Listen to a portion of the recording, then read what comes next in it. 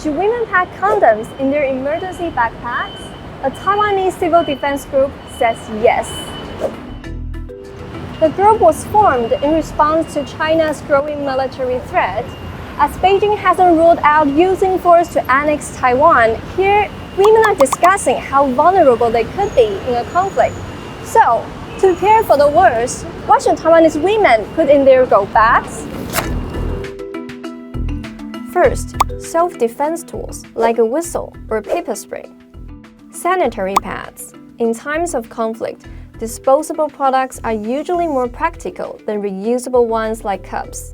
Airtight plastic bags.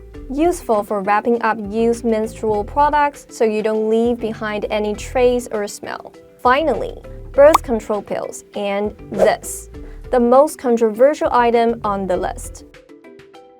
In 2023, sexual violence in conflict zones surged by 50%. The Taiwanese Civil Defense Group said that while the goal is always to prevent sexual violence, condoms could be a last resort when there's no other way out.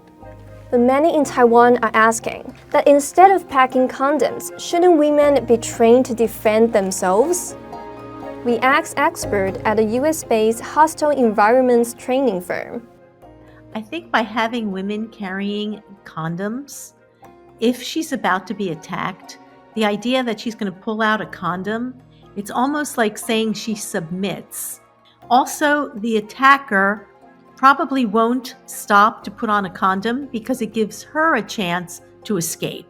If there's a prosecution against the rapist, very often the defense says, well, she had a condom, so she was agreeing to have sex.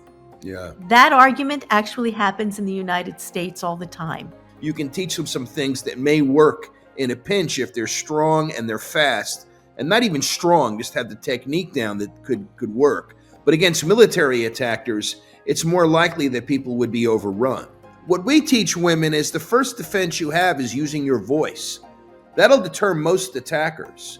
So being able to scream is one thing. Having a whistle can be great. This is not something we advocate. This is something that came up during one of the exercise that people come up with, like, as a woman, this is a fear that I have.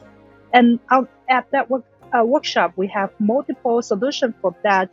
You can learn how to protect yourself, how to combat, how to hide, how to get away. I think when we talk about condom, I think it's more of a mentally reminder of yourself. Being mentally prepared what's going to happen.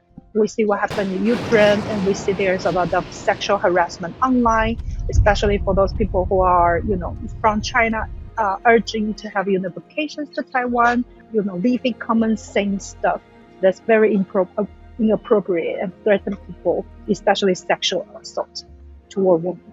So, what's the whole point of this condom debate in Taiwan? I mean, the condom thing shows the concern, and you want to address it. I'm not dismissing it, but it's not the best solution, but finding an actual workable solution is very difficult. This means, one of the things you want people to do is not be isolated. Start having conversations, create a community of solidarity. And even though there's a huge debate happening, targeting Kumak or targeting us, I feel like, this is healthy. This is an important discussion that we should have as a society, as a democratic society, and it is raising awareness. And all the women should all think about what I would do in that situation.